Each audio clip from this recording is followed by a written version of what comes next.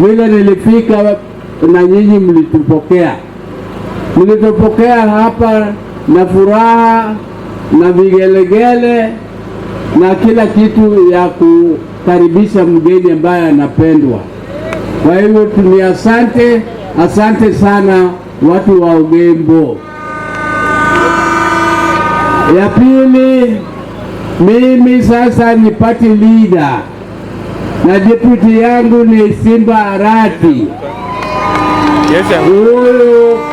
Huyu kijana Simba Arati yeye ndio alipropose jina yangu mimi niwe party leader ya ODM.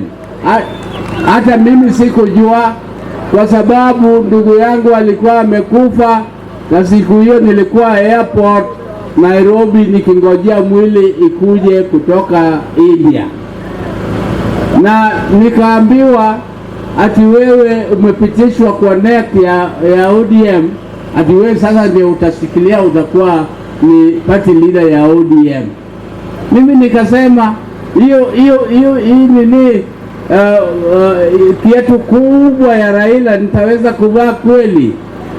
Lakini nikasema basi pati yetu hawezi kuanguka, na sisi bado tuko hai, na nikashikilia na ninaendelea.